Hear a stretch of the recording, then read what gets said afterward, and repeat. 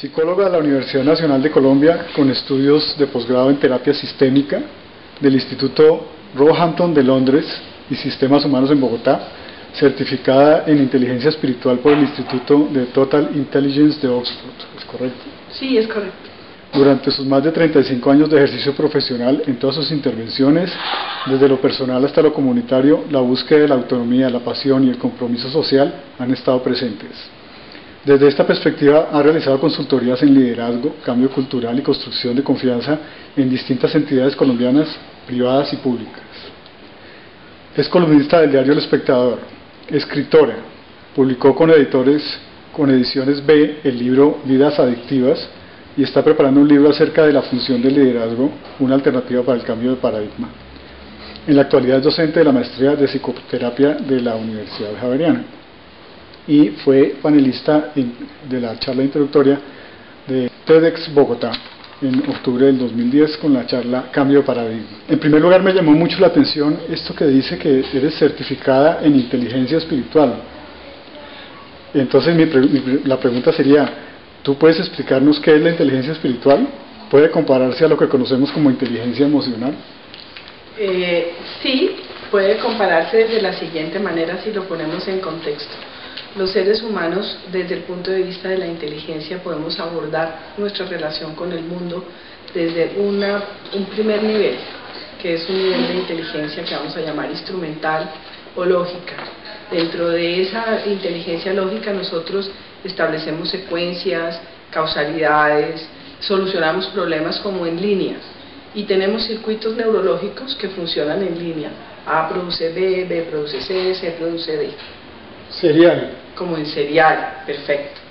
Desde el punto de... esa es la inteligencia que tenemos en común con un computador.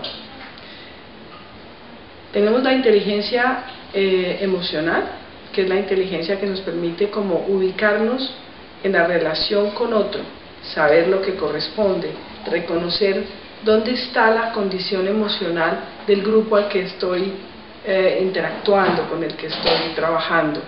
Esa es una inteligencia que tenemos en común con cualquier manada de mamíferos y de muchos animales. Es como la ubicación con relación al otro.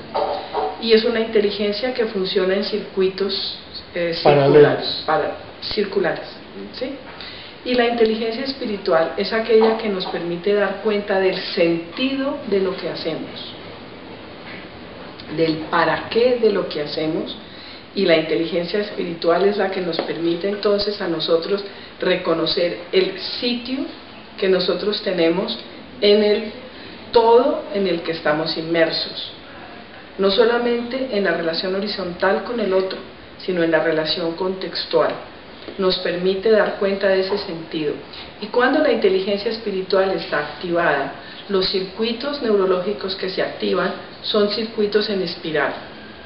Son circuitos que hablan de la posibilidad de integrarnos y de en simultáneo tener entonces soluciones lineales, soluciones empáticas y soluciones de sentido, de dar cuenta de las cosas. Entonces la inteligencia espiritual es aquella que representa en los seres humanos la tendencia natural de la biología a ir más allá de la estructura inicial, a trascender. De la misma manera que los elementos químicos se fueron transformando a través de esa integración en elementos bioquímicos y después en elementos fisiológicos, y una célula se convierte en un tejido y un tejido hace órganos y los órganos hacen estructuras biológicas, seres, y en el caso de los seres humanos, cuando nos juntamos hacemos estructuras sociales, estructuras lingüísticas, estructuras culturales. Nosotros vamos viendo cómo vamos trascendiendo y creando cada vez más estructuras más complejas basadas en los elementos más sencillos. Ese es lo que, digamos, el ámbito de la inteligencia espiritual. Es decir, que es como el percatarse, el tener una conciencia holística universal de una raíz, de un origen humano mucho más amplio, más contextual en cuanto al universo, digamos así, para poner esa idea general dentro de los parámetros. Sí, es la inteligencia que me permite saber quién soy, dónde estoy, qué estoy haciendo con el otro, hacia cuáles son las consecuencias de lo que estoy haciendo con el otro, y privilegiar, para tener una alta inteligencia espiritual, privilegiar la sabiduría, el amor y la capacidad de hacer, el poder de la capacidad de hacer, no el poder de la dominación, sino el poder de la capacidad de hacer. Entonces, a través de esas tres variables que se especifican en distintas emociones y valores y en distintas herramientas, nosotros vamos a poder desarrollar la inteligencia espiritual. Y la inteligencia espiritual alta da cuenta de la posibilidad de tener un mundo donde el otro cuente, donde la tierra cuente, donde el que está viviendo cuente, y cuente en lo que es esencial. Bueno, ¿te gustaría comentarnos algo sobre la temática de los libros que has publicado? Algo. Sí, algo general. Sí, algo general, con mucho gusto. Básicamente, lo que yo podría decir es que siempre me ha preocupado qué es lo que hace de nosotros mejores seres humanos y qué es lo que hace que nosotros no podamos vivir bien. Y yo creo que le he dedicado mi vida a encontrar posibilidades de acompañar a otros a vivir mejor y a tratar de establecer cuáles son los elementos que nos lo permiten. Y finalmente, desde mi perspectiva, lo que resulta crucial para que nosotros podamos vivir bien es el desarrollo en nosotros de dos dimensiones fundamentales. Una dimensión que yo llamo el eje de la trascendencia y la disolución, y otra dimensión horizontal que yo llamo el eje de la pertenencia. Entonces, en la medida en que nosotros somos capaces de ir encontrando cómo ir más allá de nuestros propios límites al servicio del otro y encontrando nuestro lugar dentro de la sociedad, nosotros vamos a generar un mundo que yo llamaría el mundo de la pasión y el mundo de la prosperidad. En la medida en que nosotros nos aislemos del mundo al que pertenecemos y actuemos de tal forma que solo nos interesa nuestra propia acumulación o nuestro propio ego, y vivamos entonces en emociones que pueden ir desde la ira, pasando por el miedo, a la apatía o a los sentimientos de culpa, nosotros vamos a vivir en unos estados donde el sufrimiento y la falta de sentido existencial van a estar presentes, y con la falta de sentido existencial vamos a tener mundos de adicción, mundos de dominación, mundos de crueldad y mundos de violencia. Entonces, mi trabajo y lo que yo planteo en los libros es como un intento de buscar la manera, a mi manera de verlo, una forma rápida o una forma sencilla de poder transitar de estos mundos de donde se privilegian las relaciones de violencia hacia los mundos donde podemos comenzar a privilegiar las relaciones que van a generar prosperidad. Y por prosperidad entiendo la productividad, la inteligencia que es creativa, la capacidad de suplir las necesidades de los seres humanos, el tener en cuenta a los otros, el que el dolor del otro o el hambre del otro sea mi compromiso también. Y finalmente la posibilidad de que los recursos del planeta en el que vivimos verdaderamente puedan continuar existiendo y nosotros reconozcamos que vivimos en dependencia solo con el planeta, no con los demás seres humanos, de manera que nosotros podamos acceder a la cultura, a la creación, al arte, a la capacidad de amar y privilegiar una forma de vida verdaderamente humana a las formas de lujo o a las formas de explotación a las que estamos acostumbrados y creemos normales.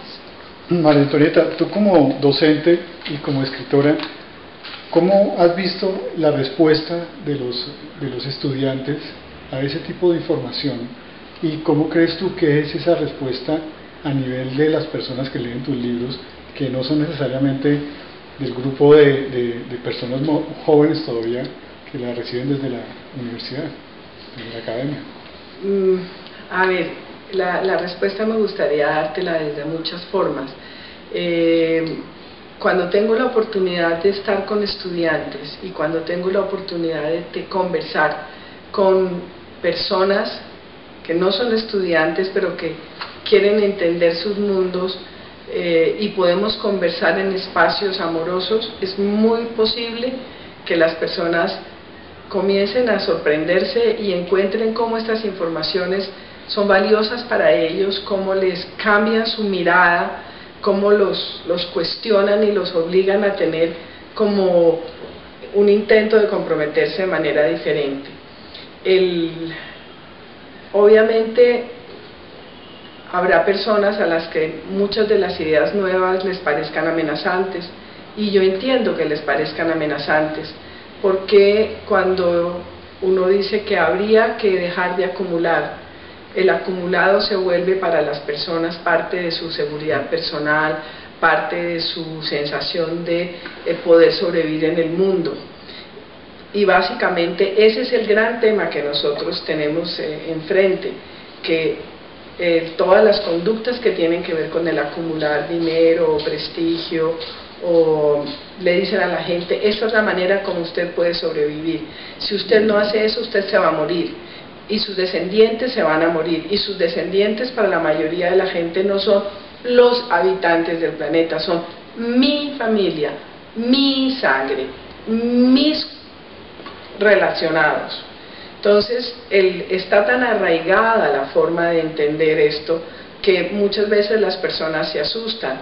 Entonces yo creo que muchos de los que creemos en estas nuevas miradas tenemos que tener mucho cuidado en no usar el miedo como mecanismo de dominación, porque cuando uno ve muchas veces cosas que son alarmistas y que asustan a la gente sobre las consecuencias que tenemos del manejo que hacemos del agua, o del manejo que hacemos de los ríos, o del manejo que hacemos del dinero, de la propiedad privada, la gente se asusta, y al asustarse profundiza sus defensas. Entonces es muy importante que nosotros podamos despertar la conciencia del amor con amor.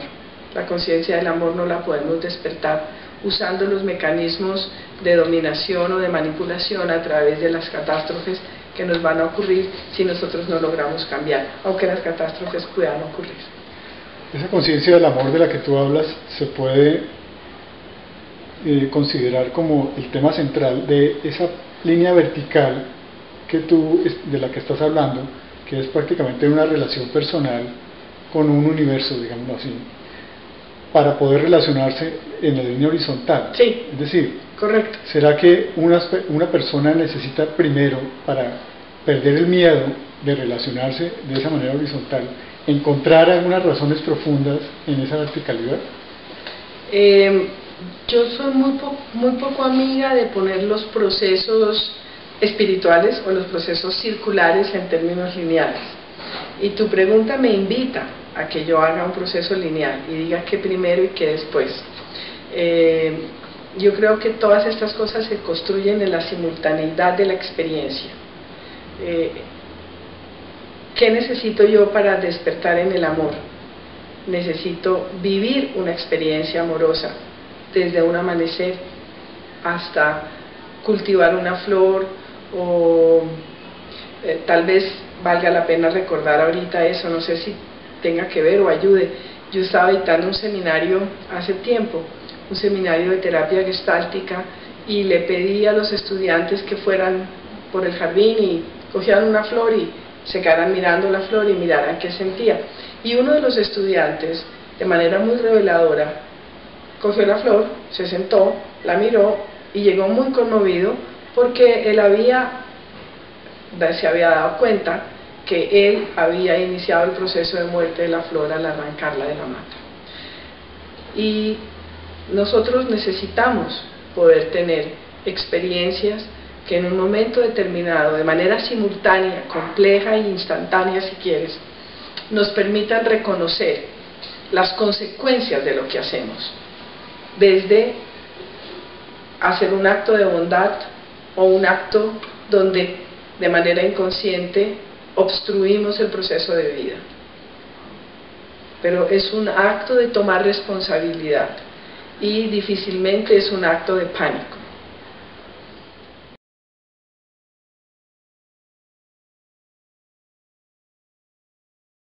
Dentro de las cosas que mencionabas en esa charla, hablabas del tema de los recursos, de cómo por el paradigma que aún tenemos, el 90% de los recursos están, digamos, en manos del 10% de las personas, o al revés, que ese 90% restante vive con el 10% de los recursos.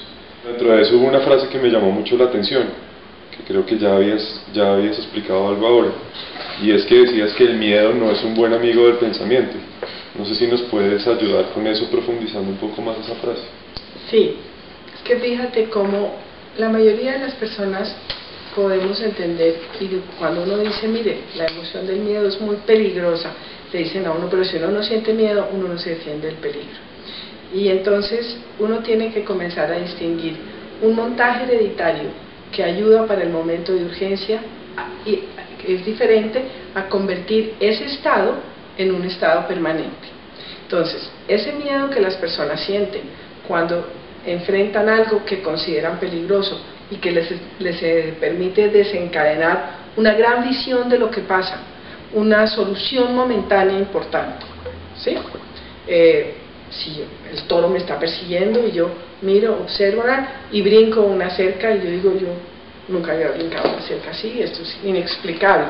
Ese es un montaje de urgencia, pero no puedo vivir cotidianamente viendo el toro acercarse y brincando por todas las cercas, porque finalmente mi organismo no tiene tanta adrenalina, no va a dar eso, y todas las soluciones que busco del momento de urgencia tienen esa característica, son adecuadas para la urgencia, no son adecuadas para la permanencia. Yo no puedo pasarme la vida brincando a las cercas o subiéndome en los árboles cada vez que pasa algo. Necesitaría encontrar una manera distinta entonces de relacionarme con el toro, porque no me la puedo pasar toda la vida en esas. Entonces, cuando el miedo se convierte en una forma de vida, lo que me está diciendo es que yo estoy en peligro permanentemente. Entonces todas mis reacciones tienen la característica de ser cortoplacistas, de no mirar consecuencias a largo plazo. Y miremos cómo, si nosotros entendemos la inteligencia espiritual como aquella habilidad que tenemos para identificar el sentido de lo que hacemos, para poder ser trascendentes, para poder ir de manera constante y consecuente más allá de nuestros propios límites, si nosotros convertimos una conducta cortoplacista en nuestra manera de vivir, vamos a hacer daño sin darnos cuenta. Y cortoplacista es, ¿qué hago con los desechos? Ah, no, pues los boto al río. Ya. Y saco el producto porque mañana tengo que venderlo.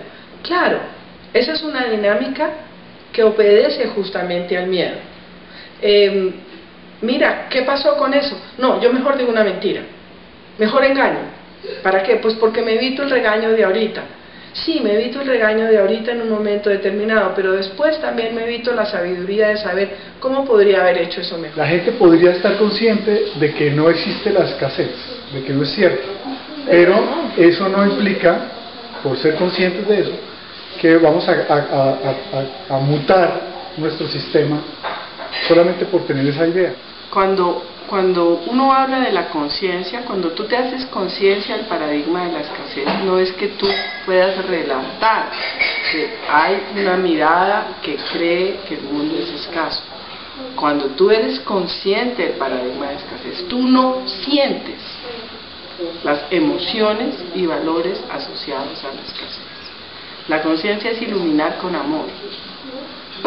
Y cuando iluminas con amor tu relación con el medio ambiente, tú no lo experimentas más.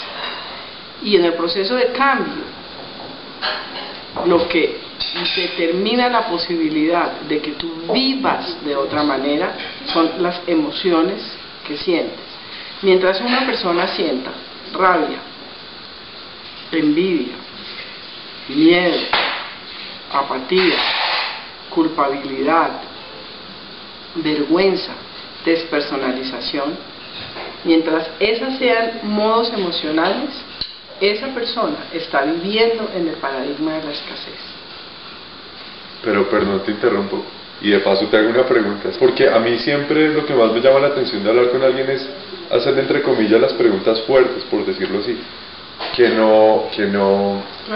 otro no vea como, no, es que ustedes fueron a autocomplacerse mutuamente, a halagarse, digámoslo así. Claro. Pero lo que estabas diciendo, todas esas emociones no implica que previamente uno tenga cubiertas unas necesidades básicas. Digamos, si yo, por decir algo, solo puedo comer bien una vez al día, ¿cómo me sentiría, digamos? ¿No sentiría inmediatamente rabia? Por eso, justamente a eso quería mostrarles, que el paradigma de escasez no sea verdadero, no quiere decir que no hayamos construido un mundo a la medida de la escasez. Y al construir un mundo a la medida de la escasez, hemos hecho de la escasez una profecía que se autocumple. Entonces nosotros sí hemos creado un mundo social donde los modos de relación y los modos de ocurrencia le permiten experimentar al 90% de la población del mundo la escasez. Y ese es precisamente nuestro gran reto, porque la escasez se ha vuelto real y no es verdadera. Y lo que ustedes intentan denunciar es precisamente cuáles son los mecanismos subyacentes a través de los cuales la escasez continúa construyéndose y continúa creando la dicotomía entre aquellos que acumulan y los que no tienen la posibilidad de hacer acumular. Los modelos económicos, en este momento yo creo que el modelo económico indio está mutando suficientemente, porque ellos tienen, no solamente tienen en el modelo que yo manejo, yo aprendí de ellos una cuarta variable, porque en el modelo que yo manejo, para trabajar el cambio necesitamos la productividad, la responsabilidad social, la sostenibilidad, y los indios agregan la accesibilidad, porque Gandhi lo dice de manera clara: el mundo tiene suficientes recursos para satisfacer las necesidades de los seres humanos, es totalmente insuficiente para la ambición o la codicia, para el greediness. Sí. Y esa característica es la que hace la diferencia que nosotros estamos planteando. Todo lujo es escasez. ¿De qué manera? Uno, porque el lujo de todas maneras está planteando una creación de necesidades a través de las cuales el lujo solo alimenta mi prestigio o alimenta mi ego. No habla de mi posibilidad de sobrevivir, ni de mi posibilidad de ser empático, ni de mi posibilidad de tener relaciones integradoras. Necesito alimentar mi ego, y mi ego se alimenta fundamentalmente para poder establecer una relación de dominación sobre otros. No se alimenta para establecer una relación empática, sino para poner sobre mí marcas, prestigios, criterios, lo que sea, de tal manera que yo pueda establecer una posición de jerarquía sobre los demás, una jerarquía de dominación, no un ordenamiento de funcionamiento, no una estructura ordenada donde cada ser humano puede ocupar su lugar en el mundo y saberlo y dar su aporte para que la estructura funcione. Entonces, cuando ustedes hacen esa pregunta, claro, si yo me encuentro en la experiencia de escasez, lo más probable es que mis emociones tengan esas variables. Pero también es probable, y yo me he encontrado con eso, con que muchas personas que conocen lo que muchos de nosotros llamamos escasez, no experimentan eso como escasez. Porque es una actitud. No lo interpretan así.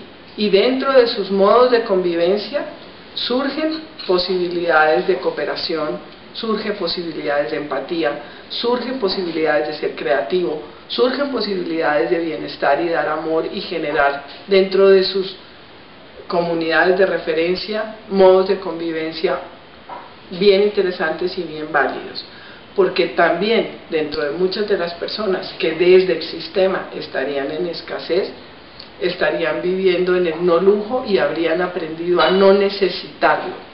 Es más fácil, obviamente, si un niño desde pequeño aprende y ve eso a una persona que tal toda vez su vida, mejor dicho, ya no puede cambiar. A ver, o tendría que ser algo extremadamente... No, a ver, mira, hay varias cosas en lo que tú dices. que uno tendría que no mezclar dentro de la respuesta. Lo primero, que es más fácil educar a un niño en un modo de convivencia distinto. Sí, es el mecanismo natural de transmisión de los valores culturales. 2, que una persona, cualquiera que sea, cuando tiene una experiencia transformadora, cambia sus modos y sus valores. Que yo decida que yo te voy a cambiar tus valores es un acto de dominación. Entonces, yo no puedo decidir que yo te voy a cambiar a ti. Yo puedo acompañarte a ti en un cambio que tú has elegido hacer. Que yo no pueda mostrar experiencias que desde tu libertad te permitan abrir una mirada y comenzar a pensar de una manera distinta. Sí, la sociedad me ha dado el lugar, si la sociedad a mí me ha convertido en un consultor, en una escritora, en una persona que tiene la posibilidad de ir generando credibilidad, y la sociedad poquito a poco me dice, sí, lo que usted piensa vale la pena, ¿cómo llego allá? Dentro de un modo consultivo y participativo, yo puedo cumplir esa función. Si yo impongo una manera de pensar y la convierto en una ideología dominante, en el mismo mecanismo con el que yo quiero generar prosperidad, estoy generando escasez, porque todas las relaciones de dominación son relaciones de generación de escasez, en la medida en que yo decido por el otro, cómo el otro tiene que usar su recurso interno y sus modos de pensamiento. Lo único que uno puede hacer es como brindar una perspectiva, ¿no? Como abrir un camino, como mostrar una dirección. Uno tiene... Pero cada persona por su propia voluntad. Claro. Pero al comienzo, cuando crías un niño, uno está decidiendo por él al comienzo, digamos, porque pues él no tiene, entre comillas, uso de razón, no sé cómo decirlo. O sea, al comienzo uno tiene que escoger qué le quiere, digamos, transmitir, ¿no? Claro, y esa es ese es el gran cuidado, y es la razón por la cual es posible que las estructuras dominantes prevalezcan. Porque si durante el proceso de dependencia natural la emoción con que se educa es el miedo y el sistema de toma de decisiones es dominante, le enseñamos a los niños que sentir miedo y ser dominados es natural. No solamente es natural, sino que nosotros hemos convertido la obediencia en una virtud.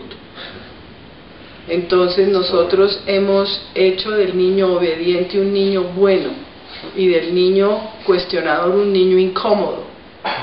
Entonces hemos torcido totalmente los valores que permitirían llegar a la posibilidad de ser un ser autónomo. Y tenemos un sistema educativo, cultural, que favorece la construcción de un ser humano dependiente.